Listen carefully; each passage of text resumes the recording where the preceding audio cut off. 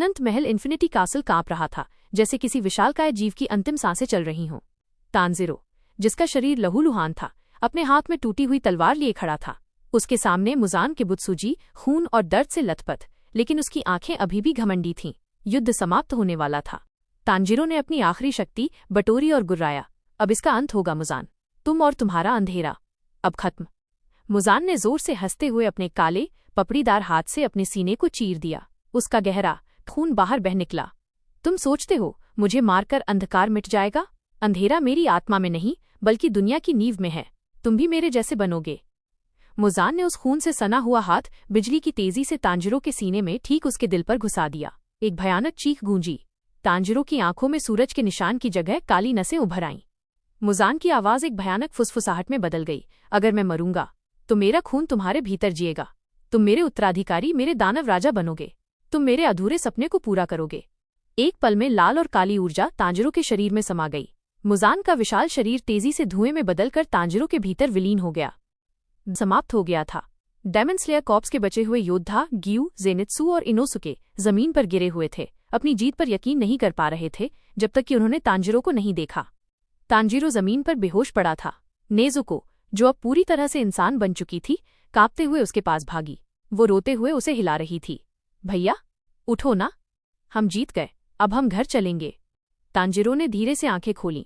उसकी पुतलियां अब गहरे लाल रंग की थीं और वे बिल्ली की तरह लंबवत थीं। उसके माथे का निशान गहरे रंग में चमक रहा था।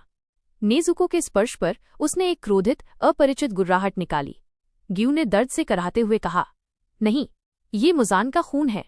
उसने तांजीरो को अपना आखिरी दानव बना दिया। तांजीरो ने अचानक छलांग लगाई, नेजुको को एक जोरदार झटके से दूर कर दिया और किसी भी इंसान को चोट पहुंचाने से पहले ही जंगल की ओर भाग गया।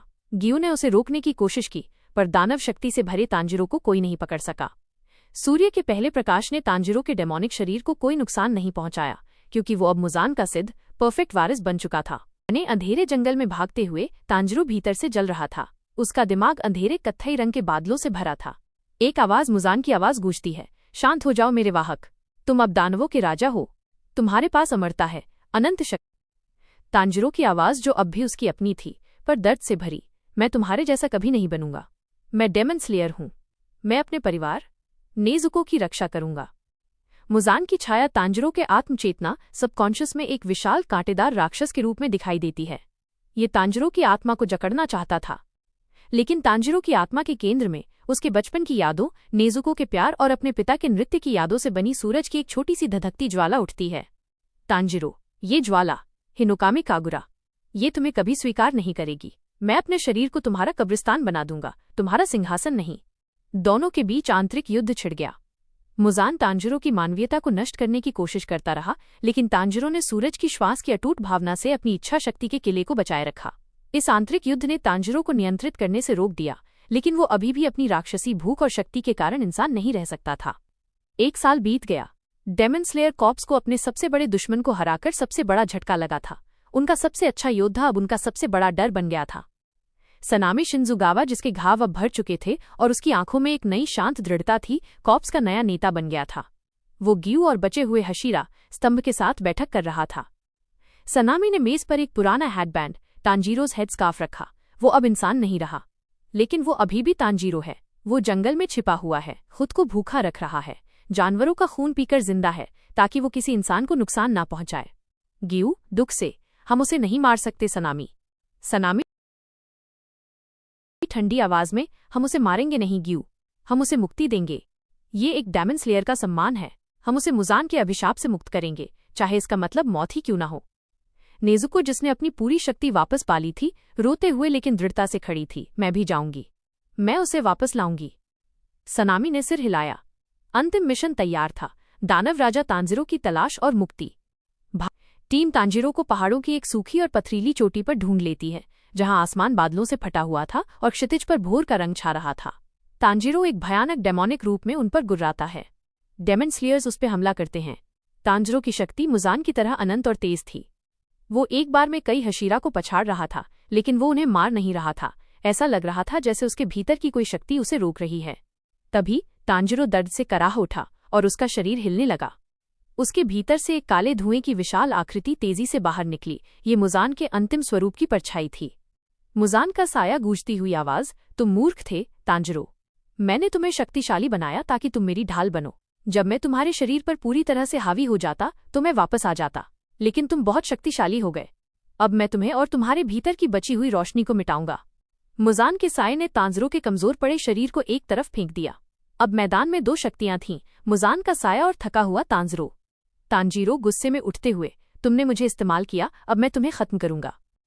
तांजीरो ने अपनी अंतिम बची हुई शक्ति, डेमोनिक और सूर्यश्वास का मिश्रण एकत्र की। मुजान का साया और तांजीरो एक अंतिम भयंकर संघर्ष में भिड़ गए।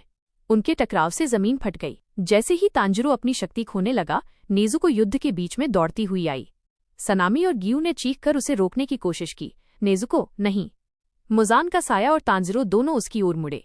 तांजीरो ने डेमोनिक आवेग में अपना हाथ उठाया, नेज़ुको को कुचलने के लिए तैयार। नेज़ुको रोते हुए, उसका चेहरा आंसुओं से भीगा था। भैया, याद करो हम कौन हैं। याद करो कि तुमने मेरे लिए क्या किया। मैंने तुम्हें वापस इंसान बनाने के लिए क्या किया। घर वापस चलो।